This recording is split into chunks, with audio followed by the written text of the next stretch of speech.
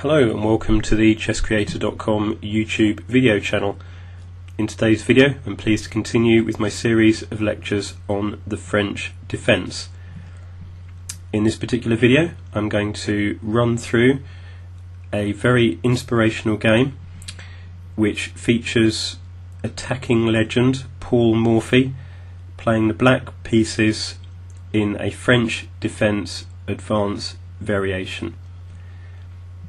Amazingly, this game was played in 1850, and over 160 years later it's still an amazing game.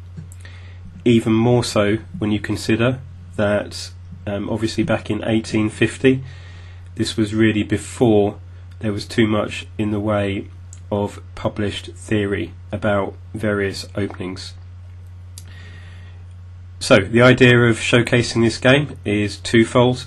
First of all, it's incredibly inspirational for anyone that's looking at attacking play.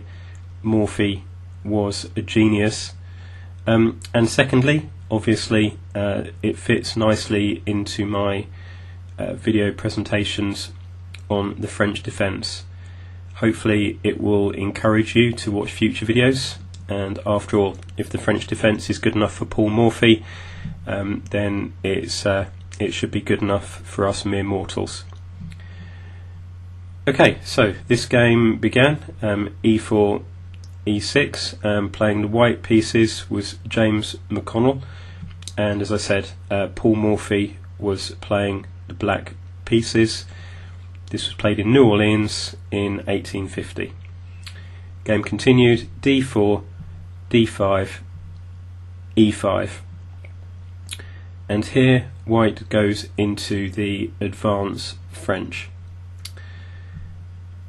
Morphy responds with c5, and one of the basic themes of playing black in the French advance is really to pressurize the white centre, and more specifically pressurize the d4 square. And often we see moves such as queen b6, knight c6, etc., just to place more and more pressure on this pawn. In this particular game we continue with white playing c3.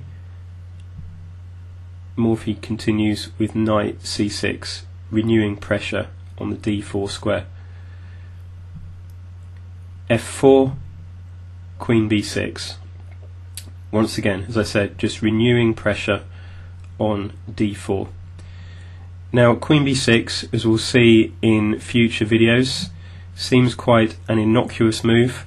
In some ways it's arguably going against opening principles of bringing out one's queen too early, but here it places pressure on d4, and there's also latent pressure, annoying nagging pressure on the b2 pawn, and it hampers white's development of their dark square bishop, and this is a theme we'll see in future videos.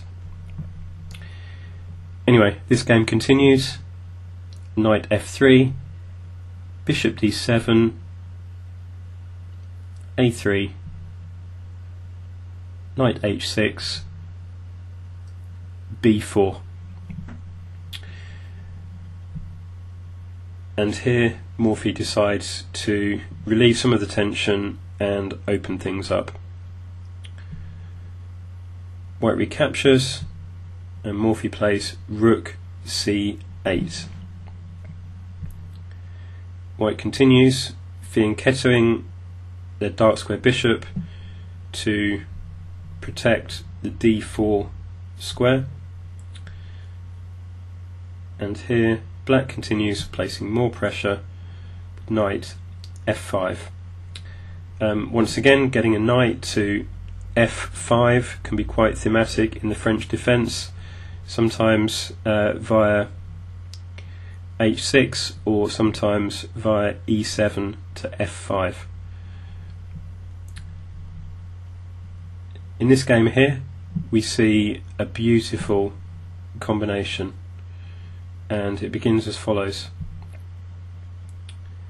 Queen d3, and here Morphy seemingly sacks the bishop. Bishop takes b4, check. But this is the beginning of a wonderful set of combinations, combination moves, which leads to a crushing victory for black. So the game continues. A takes b4, knight b4, exclamation point. And here we can see that black is threatening white's queen, and also threatening to play very unpleasant moves such as knight c2, check, forking king and rook.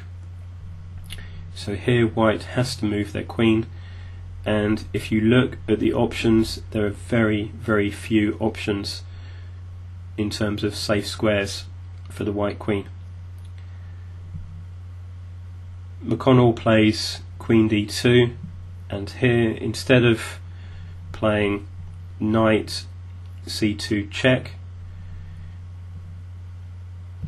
Morphy plays rook c2, and this is a crushing move. Where does the queen go? The queen cannot go to c3, cannot go to d3, cannot go to e3 or e4, and in fact the only square it can go to is d1. And here, can you spot the final move? Give you 10 seconds. And here black plays the crushing move knight e3, which checkmates white's queen. So Morphy, of course, was an attacking genius, and a lot of his games are very inspirational. This is one of the few games where he did play the French defence, but as I said, it is worth looking at in terms of the French advance. The c5 move is very thematic here, as is knight c6 and queen b6. These three moves are pretty much essential in the French advance from the black perspective. They can sometimes be played in a different move order, in terms of queen b6 being played before knight c6. But as I said, hopefully you found this game entertaining and inspirational in terms of the French advance. In the next video I will bring things back down to earth a little and explain some more in some more detail some of the themes in the French advance. In the meantime, if you found this video entertaining, please consider liking the video, and also please consider subscribing, and you'll be notified of all future videos. And as always, good luck with your chess. I hope you increase your chess ratings, and I'll talk to you again soon. Thanks very much for your time.